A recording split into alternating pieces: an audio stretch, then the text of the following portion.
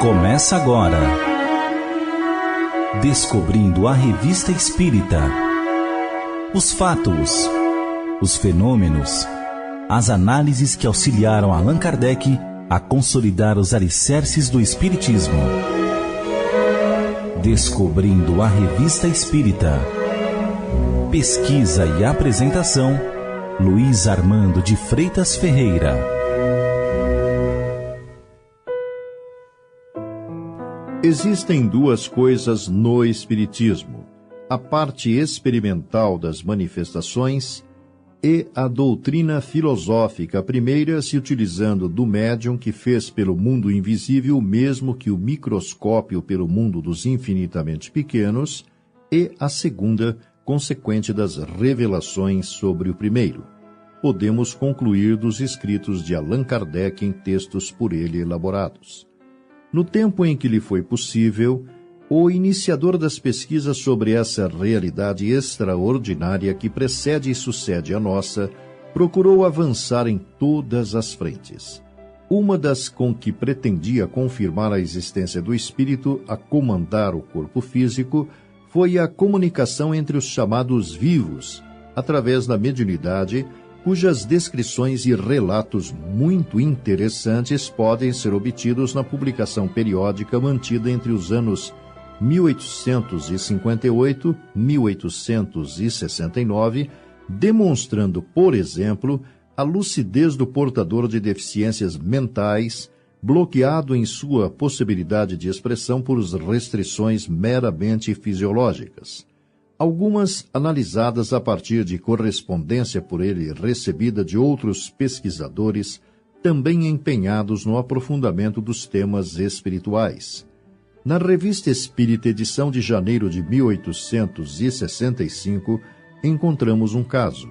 Trata-se da contribuição de um membro da Sociedade Espírita de Paris, o Sr. Roux, reportando experiência levada a efeito em 1862 com um jovem surdo-mudo de 12 a 13 anos.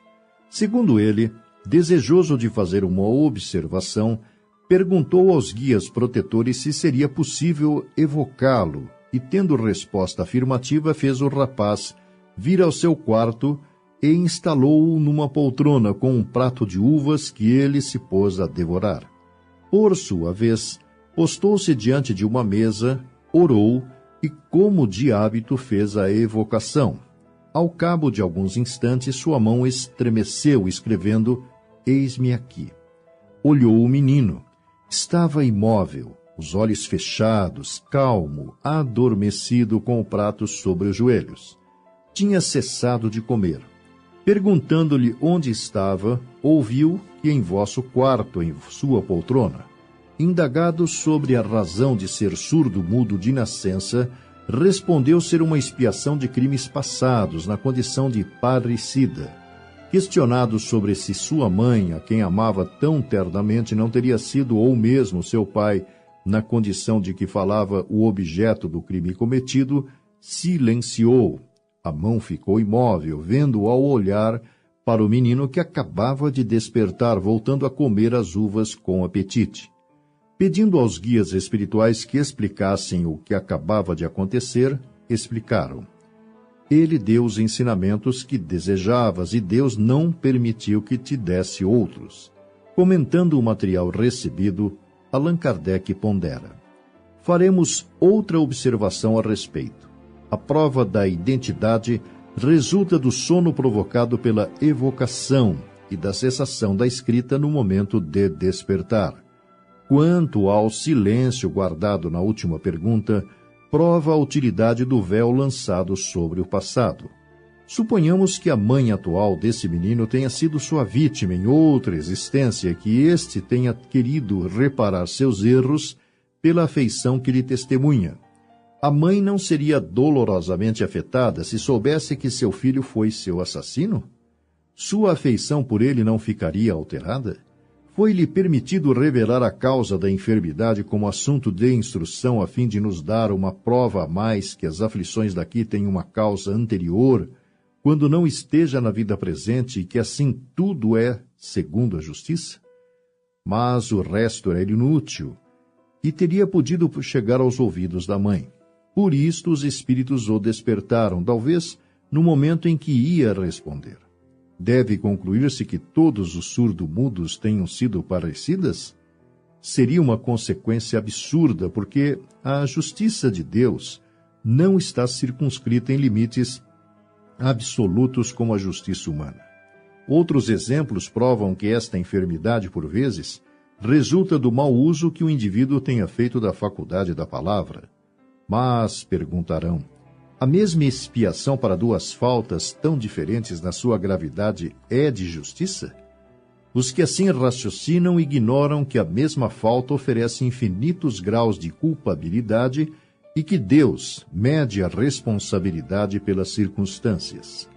Aliás, que sabe-se se esse menino, supondo seu crime sem escusas, não sofreu duro castigo no mundo dos espíritos e se seu arrependimento e seu desejo de reparar não reduziram a expiação terrena a uma simples enfermidade.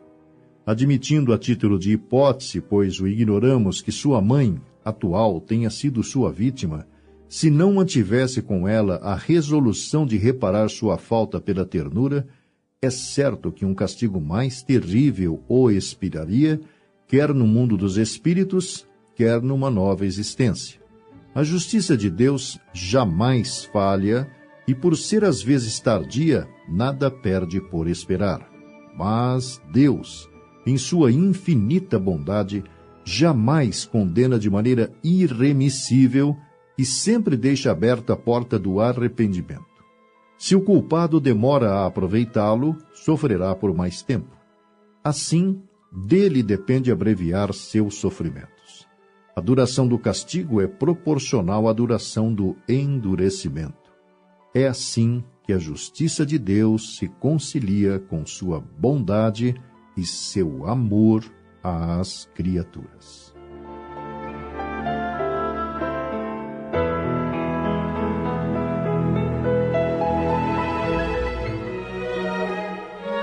Você ouviu Descobrindo a Revista Espírita. Pesquisa e apresentação, Luiz Armando de Freitas Ferreira.